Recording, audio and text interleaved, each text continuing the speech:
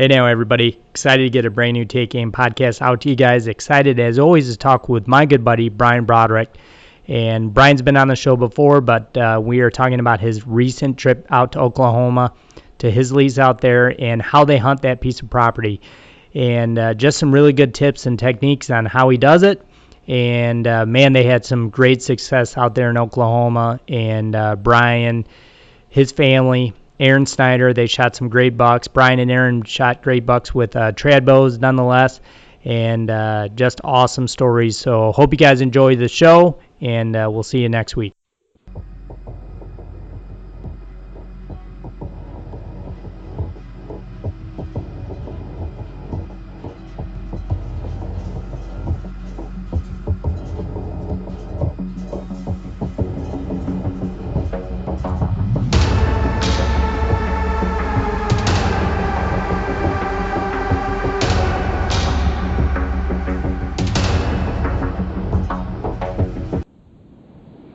All right, guys, we're back. Brand new Take Aim podcast, and we are with the one and only Day 6 BB on Instagram, Brian Broderick. What's happening, Brian? How's it going? It's going, man. Glad to have you on. Absolutely. I love coming on with you. It's about the only time we get to talk anymore. I know. I feel like it, sadly, but man, I'm super excited to talk to you. You guys, unlike my season, you guys are killing it down in Oklahoma, and you guys pretty much doubled and tripled and quadrupled up down there, so I'm excited to hear some details. Well, sometimes you're the bug, sometimes you're the windshield. Yeah, that is true. So, this time we were the windshield.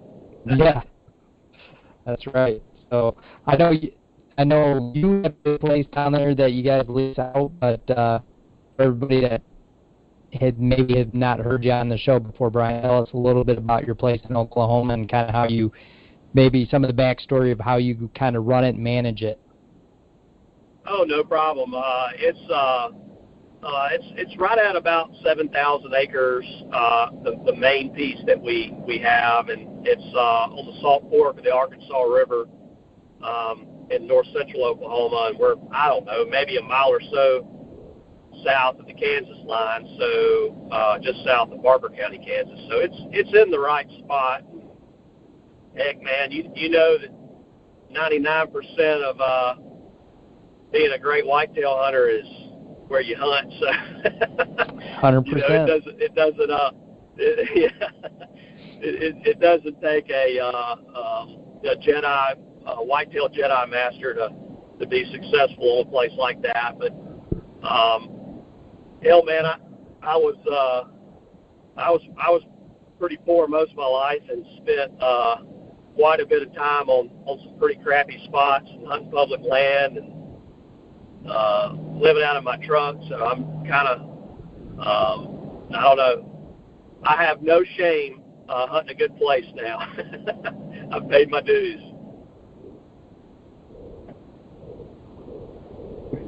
And like you said, there's just so much truth to it, and sadly, some of that truth about hunting good properties, there's cost involved to it, which there's no shame in that either. And if you want a good piece, you got to go out and find it or lease it, or you got to buy it, and that's just kind of today's whitetail economy is what it is.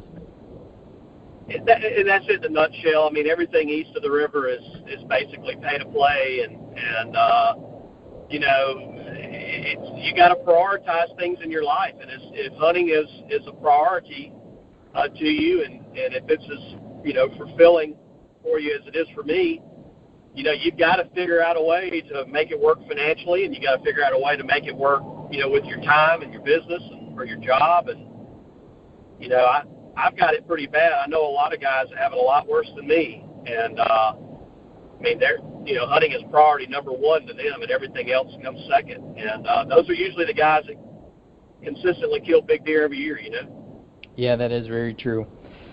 That is true. But with that, said as well, Brian, like there's, even a good piece, there's challenges and difficulties with that. And I know you're from Bama. That's in Oklahoma. That's not a 2-hour drive. So how do you kind of manage some of that? Because just like me going to Missouri or South Indiana, 5 hours, 7 hours, you can't be there all the time to what I say properly do that. So what's some of your tips and techniques to manage that? Well, I'm a very transparent, straight shooter. So the key to my success is one word, and it's corn. That's it. I mean, the states where it's legal, Kansas and Oklahoma, for a guy like me, I don't have the luxury of living there and, running cameras and shed hunting and really getting dialed in with the herd and know what's happening. So, I basically have to hit the ground and go to kind of the spots that I've scouted over the years that historically hold big deer during the rut. I have to hit the ground, go there, get a lot of corn out, get cameras on them, and I'm talking about a lot of corn and a lot of cameras. And so I do that day one, and I may have anywhere from 20 to 25 cameras set over corn. And what I'm looking for is rut activity, and I'm looking for does that have, their hair messed up on their back, where the buck's claws or hooves have been pushing up on their backs. I'm looking for that on the camera. I'm looking for does that are lathered up with their mouth hanging open, so I know that they're chasing, and I know that there's a hot doe in there. And once I kind of know where some hot deer are, I'll start there in the blind, and then continuously work through the progression of the cameras until I identify, night or day, that there's a shooter buck or a mature buck in a certain area, on a certain stand area. And then I basically will live there until a better customer shows somewhere else. And so once I've identified a shooter, I don't move. I mean, I'm hunting that area. I may not hunt the same stand, but I'm hunting that area pretty consistently based on wind and different abilities to hunt that area in certain winds. And I don't scout in a tree stand. I do not make a move to another location until I've identified that there is a big deer there. And so some years I may only see one big deer, and I may stay in one area on that whole ranch the entire 10 days I'm there. Right. So it's basically, in the South down here, we've got an old saying, you don't leave birds to find birds. Right. So, turkey saying. If you got, if you got a bird gobbling, you don't pick up and go find another one because he's not cooperating. So I don't leave a buck to find bucks until I've found another one. So that's how I do it, and it's been very successful to me. I'm playing the odds. I feel like if I'm playing musical stands, guessing, I'm reducing my odds to have an encounter with a mature deer. If I'm hunting where a mature deer is being sighted, whether it's day or night, I feel like I've increased those odds to have an encounter with him. And then the difference for most is capitalizing on the opportunities. When you have a shot, being able to execute and get it done and not blow it, because you usually only get about one. That's right. Yeah, if you're lucky, you get one. Except for this year.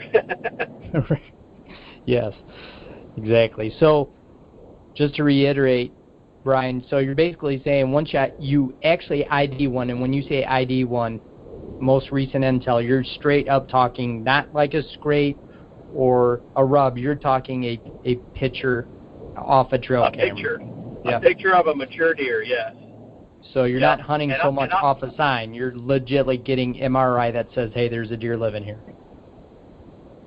That's right. What I'm doing is I am like, my first day in a tree is what I call hunting in the blind. I'm basically hunting known areas that have historically produced big deer. They have a lot of heavy cover very close, and they have a lot of great food very close. So, just kind of your basic strategies. It's very easy to pick up the does, on the pictures over the corn. And it's very easy to identify a doe that's hot and is getting pursued. You may not get a picture of the buck, or you may get a picture of smaller bucks, but as long as there's a hot doe, that's where I'll start hunting in the blind until I identify a shooter.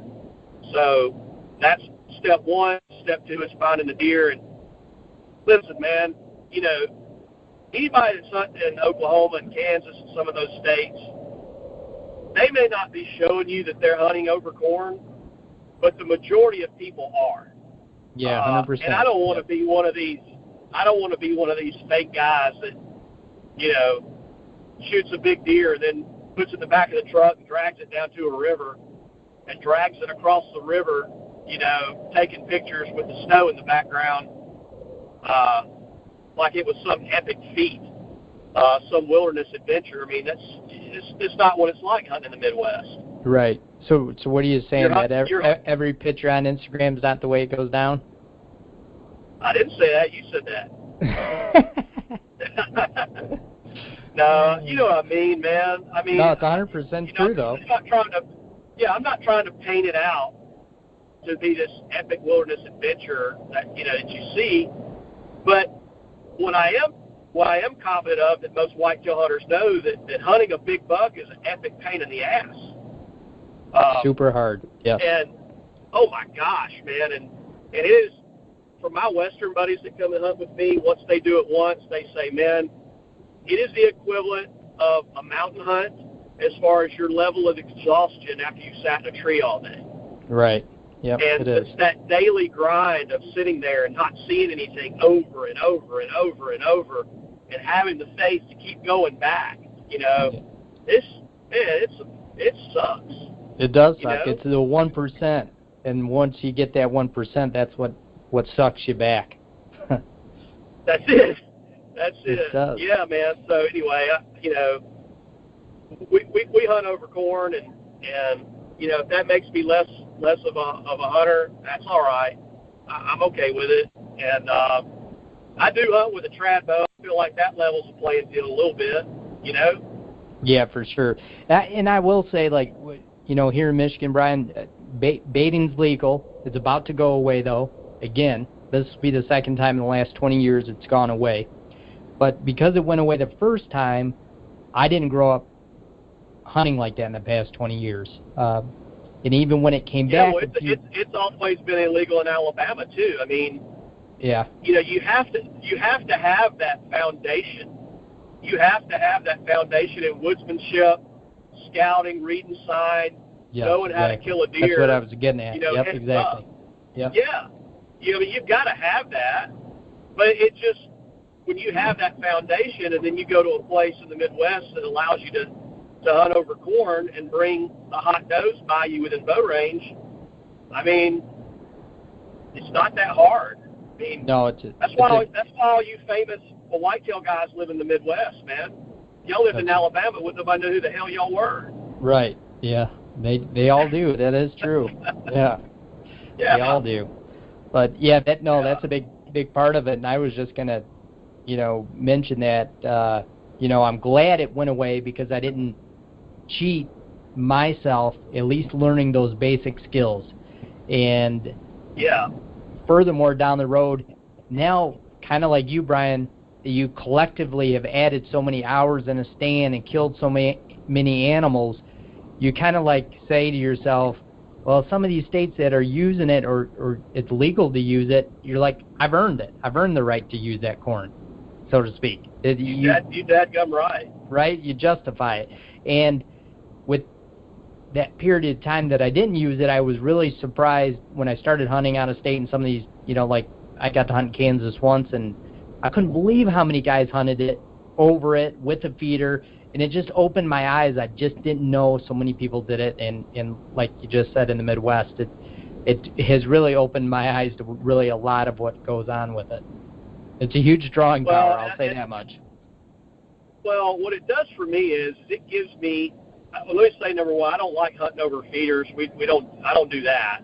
Because I don't, listen, if I thought it worked, I might do it, but I just don't feel like the really big mature deer, I've just watched them skirt feeders, over the last 20 years hunting out there. This is my 19th year hunting this property, so I've seen a lot out there in behavior, and we've been through all the fads. And at the end of the day, I'm not a believer in a giant pile of corn either. I'm a believer in going in and putting a lot out, but spreading it very thin to where, number one, the deer can spread out. Because what I've seen happen so many times when I've hunted places or when we used to just pour it out, is that what'll happen is you'll have a big mature deer coming in, and there'll be a younger deer or a doe or whatever on that one little pile, that little isolated pile, and it takes so little of interaction with that bigger deer to get that big deer to either leave or try to push this deer off, and you don't have enough separation between the animals where they actually will relax.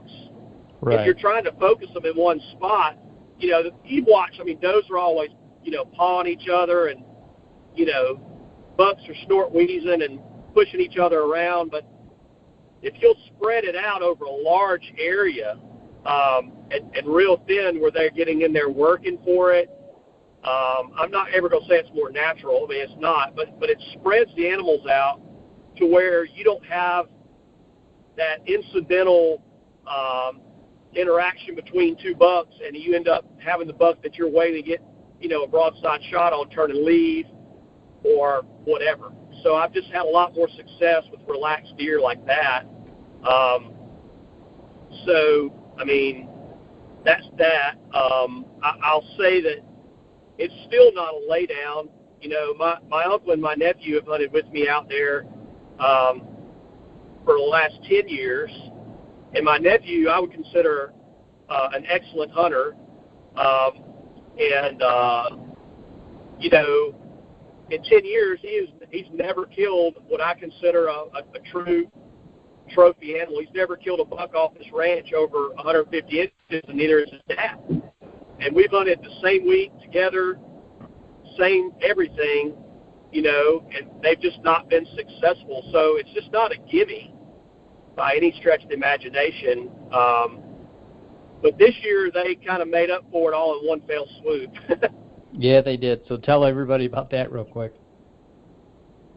Well, I always considered myself, if I was ever a master at anything, it was a master at garholing people. And basically be able to,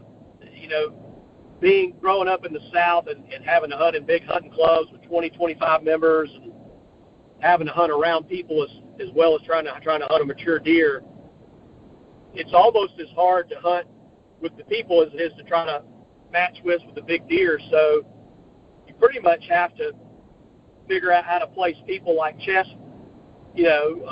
pieces, and also hunt a big deer. So I never really felt like I was that good at garholing until this year, because they got to go out there 3 days before I did. I couldn't go because of work, and in 3 days they killed 4 bucks, 2 of them over 160 and 1 of them over 180. So that's obviously amazing. My garhole skills have been on point the last 10 years, and they got 3 days without me, and they went straight ham sauce. They did, man. That's crazy. Crazy. 3 deer, 2 of which 160s, 1 of which 180. That is nuts. Out of 4 deer. Well, here's Absolutely. The thing. My nephew killed his 2 bucks in 1 day. He killed the 160 in the morning, the 180 in the afternoon. Unreal. Legitly got to be one of the greatest whitetail days of his life. Will be probably forever. Oh my gosh, yeah. So anyway, like last year, we have a good friend that's a game warden out there, and we called him last year because we were going to shoot some does, And so we shot a buck, and then we shot a doe on our archery tag, and you get 2 bucks and I think 3 does.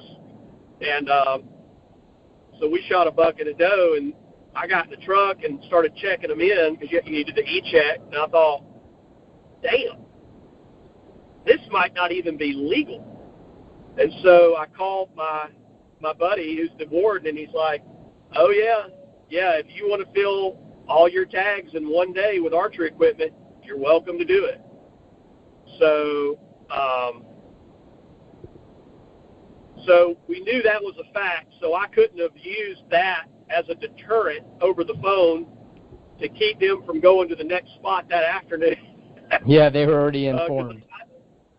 Oh yeah, I would have damn sure tried going. Oh man, I don't think you can shoot 2 in a day.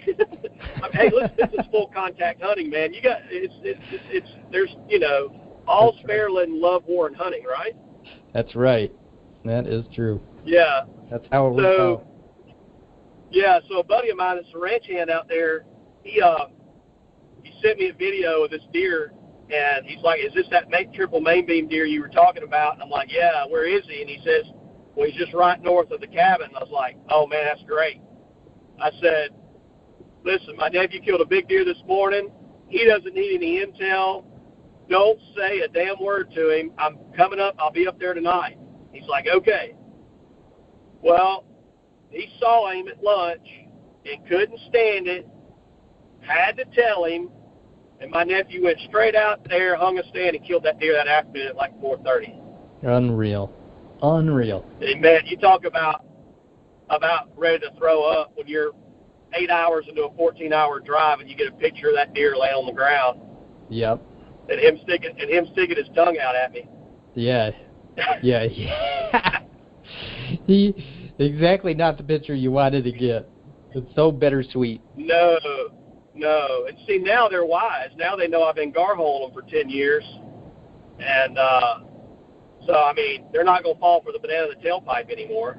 Nope, you're going to have to work overtime trying to figure out how to swindle those guys again. I know. They've got a taste of it now. It's over. So, anyway, I got out there, and Aaron Snyder came from Colorado to hunt with me, and he brought his trad bow, and so we were going to spend a week trad hunting, and I found a real good deer in one of my best trad hunting spots. It's an old cedar tree. It's pretty much max 18-yard shot any direction, but it's just the nucleus of the property. I feel like every big buck on that end of the ranch crosses this, over these 2 trails at one time or another. And I saw a big, 150-something inch old, mature 10-point in there, and what I wanted to try to go after, and so I put Aaron in there, and I think day 2 he day 1 he had a really big deer come in and he shot under him, and then day 2 or 3, I can't remember, this deer came through and he made a great shot on him, and didn't go 70 or 80 yards, and then we shot a few does, and then we went to another piece, a smaller piece of property that we had opportunity to hunt, and really didn't know anything about it. Just kind of went and hit some spots that I kind of, figured would be semi-hot, and it was. Right. Aaron shot another buck there, and then I killed about a 150 10-point, which was a great last day deer, with a trad bow. So. Salvaged the trip out of it, Yeah, for sure. And to speak a little bit. What a greedy asshole, huh? Yeah, no kidding. You salvaged with the 150. Oh. Yeah. What an ass. I'll salvage my ass, Brian. Yeah. Yeah. Now back to reality, back to Alabama, where the deer are smarter than we are, and it's. The real chess match is on now. Yeah, that's right. But I wanted to just hit on real quick because I saw it on, I think it was Aaron's Insta story, but he was basically saying it was like the 7th or 8th animal this year with the exact same day 6 arrow, which I thought was pretty cool. Oh yeah, right? No, it was I think it was his 5th or 6th. Okay, 5th or 6th. All right, there we go. Yeah, 5th or 6th. I shot 6 with one last year, and I didn't break it, but I had a doe do a Olympic pole vault on it, and I wasn't confident enough to shoot it again. Yeah. And then I can't remember whether it was 5 or 6, and then the arrow that I shot. And listen, I'm not trying to push people shooting the same arrow over and over. I mean, we're testing, for a lack of a better term. I mean, we're trying to see, are these things as durable as we think they are? Yeah, some R&D. So, yeah. Yeah. And so the buck I shot, that was the 4th or the 5th that I killed with that particular arrow. And what stinks is that, when you're shooting feathers, they don't hold up so well. So the more you run them through an animal, the louder the feathers get. They get a little separation in them. They hum a little bit more. Yeah, they kind of look like they're sticking together. They do. Yeah, and I have to basically clean them and then re-steam them and try to get them to lay back down. And, I can always refletch them, but it kind of just kills the point, Yeah, for sure. Yeah.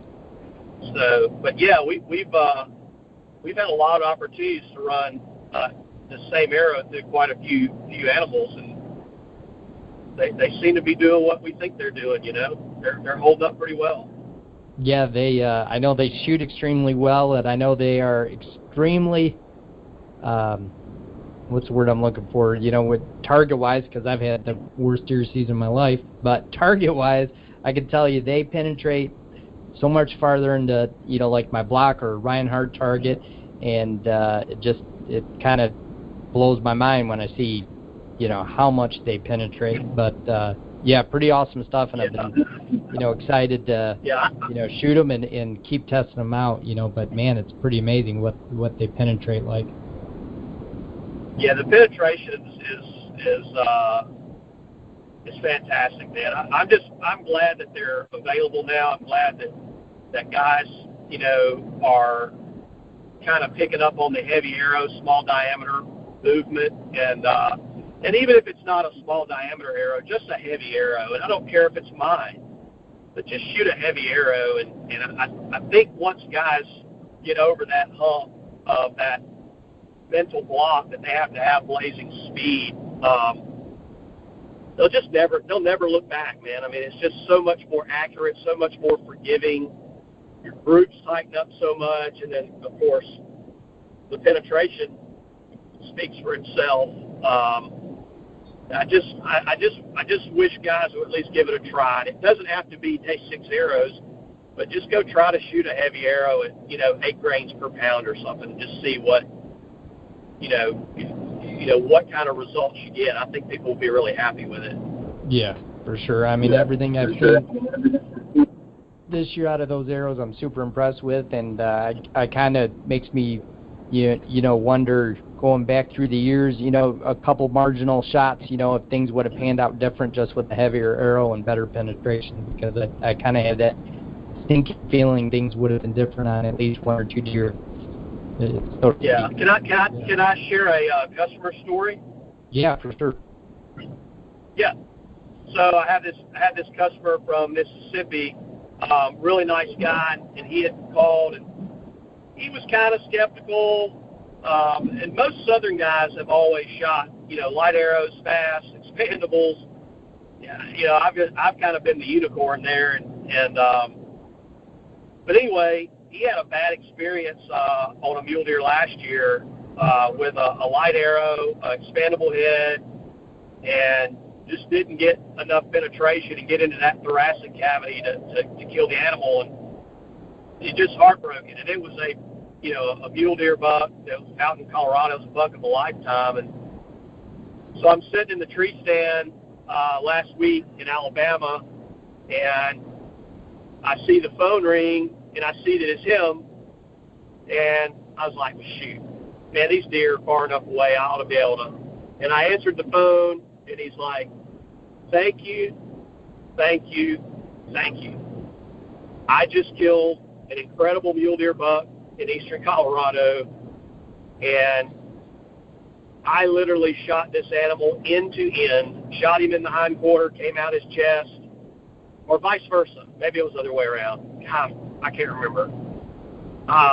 But anyway, the moral is he said, I shot this animal end to end, complete pass through, deer didn't run out of sight.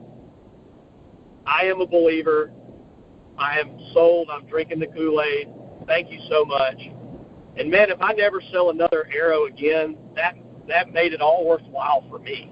You know, just getting someone to – I mean, he was standing over the deer. He had just walked up to it. And I was the first person he called. Never met the guy. But cool. I was the first one he called, and I just thought, man, this is why I wanted to do this. And, man, I hope I get a lot more calls like this. We've got quite a few this year. It's been pretty good. Yeah, absolutely. That's pretty cool. That's a good story, and pretty cool for that guy too. He got some sweet redemption, so to speak. Yeah, no doubt. For sure. Yeah, So now we're on to Alabama. So what do you have? A couple target bucks, Brian, real quick before you go? I do. I've got that same gigantic, gnarly 7-point that I have been going heads up with for 3 years, and he is a higher evolved creature than I am, obviously, because I've seen him once in the daylight, but I've got 100 daylight pictures of him. He's just always where I'm not, and I've invested so many hundreds of hours camping on where I thought, if I live here, he's going to be here, and it just, no. It doesn't work, and I keep thinking that, you know, somebody's going to whiz-bang him with a rifle every year, and it doesn't happen. So, anyway, he's a great big old mature deer. And then I had another buck that I hunted hard last year as well. It was a really nice mainframe 8 with a sticker, kind of, I guess he'd be a 9. He's got a nice sticker off his G2. Man, he put on, I bet he put on 15 inches this year, which is insane for Alabama bucks. Wow, that is crazy. So, do you think that was related, Brian, to, I assume you guys with the storms down there this year got tons of moisture. Do you think it's related to that, or? Yeah, I think so. I mean, I do. I mean, we had an incredible crop. We planted soybeans again this year, and we had an incredible production and stand of soybeans, and to the point to where normally the deer keep them mowed back, you know, to about 6 to 8 inches tall. They couldn't keep up with them for the longest time this year until the first frost, and then they caught them. And then we've had an incredible bumper crop of acorns, which really doesn't have anything to do with the growth, but I think it has a lot to do with how good the weather was for producing this spring. Yeah, he just got real big. I mean, you know, he's one of those deer that in Alabama will push 150, and that is, wow, man, that's awesome. That's lights out for us. I mean, that is, heck yeah, that's as good as it gets, you know. And we mess around and kill some bigger deer, you know, every 5 or 6 years. Somebody will kill a 160 something, you know, but a 150 deer where we live is really an impressive animal. And then, man, we've got a tractor trailer load of 130-inch deer. I have never seen anything like it, and it's insane. It is absolutely insane how many stinking 8-points we have. It's just, it's crazy. Yeah, that's cool. Well, I know one thing. I got a guy that you're good buddies with up here in Michigan. His name's Brandon.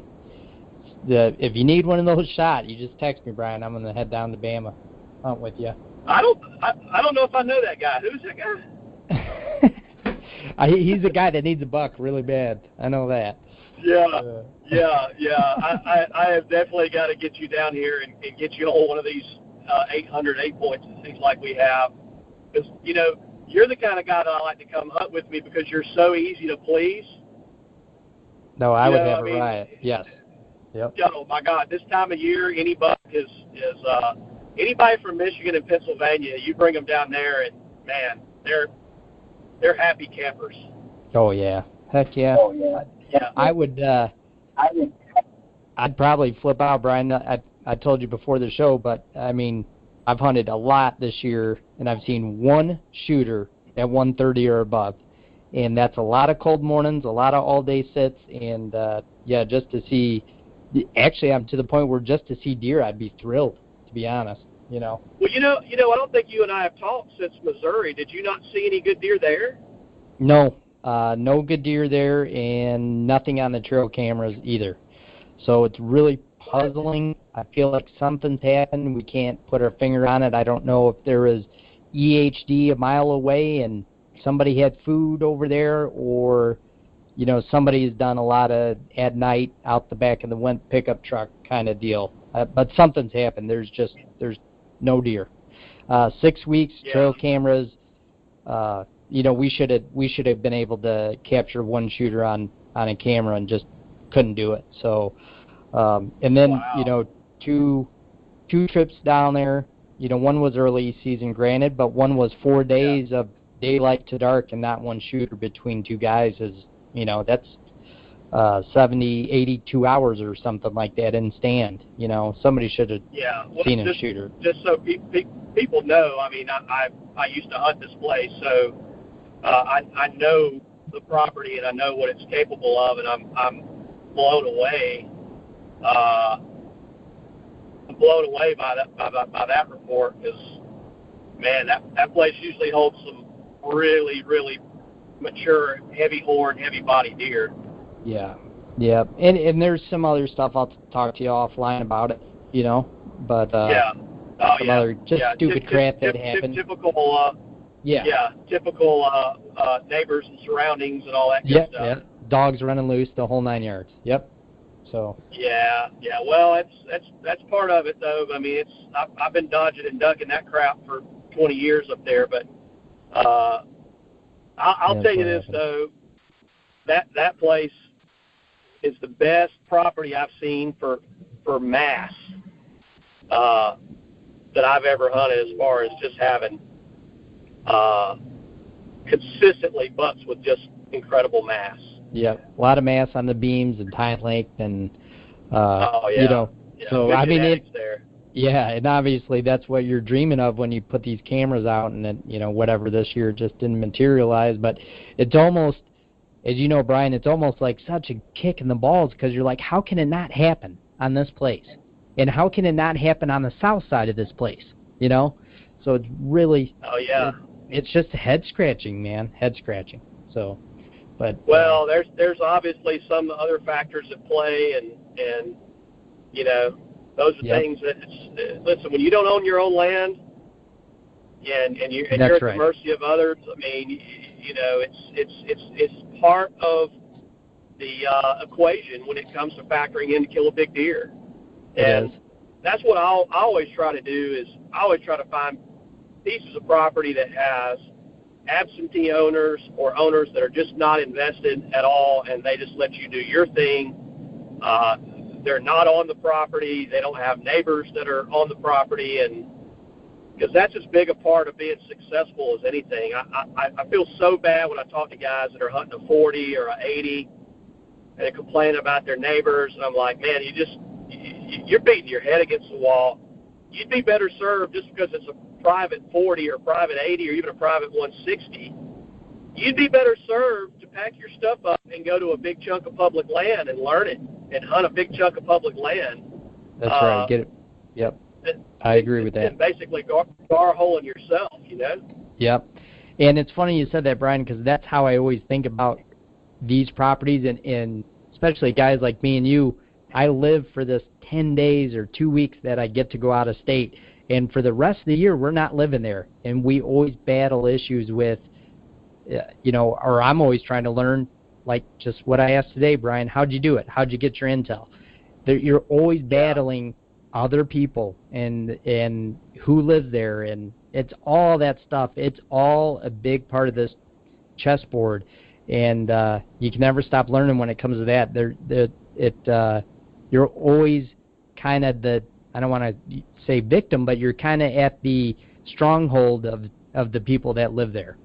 And it's just not easy. Well, here's the thing. I mean, when you're hunting public land versus a small piece of private, that public land, going into it that it's full contact hunting.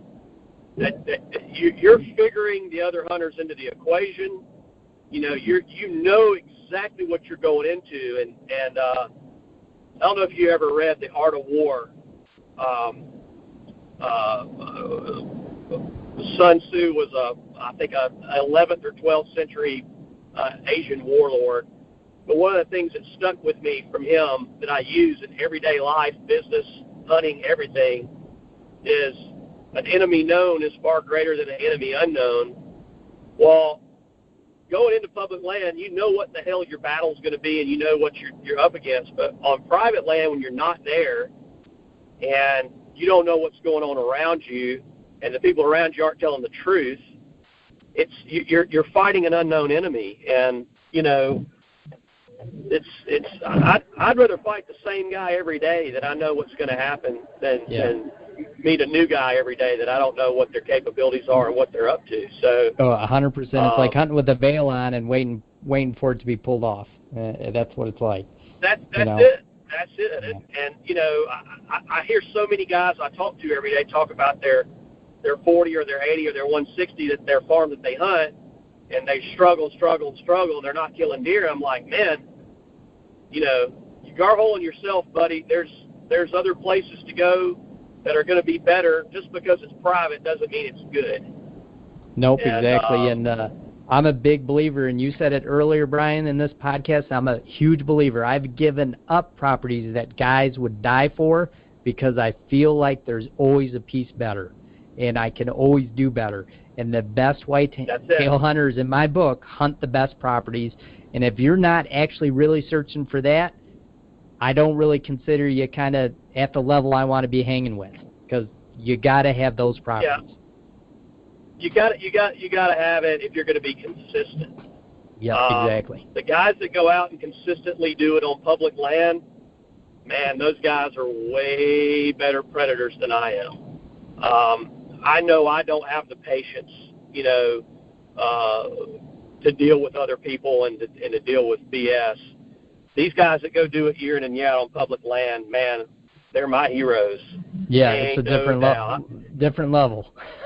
I don't have that patience either. For sure. Yeah, I don't have that much time, just kind of like you, Brian. So I think for some of us, I look at it as that the stopwatch has started and I'm already running out of time.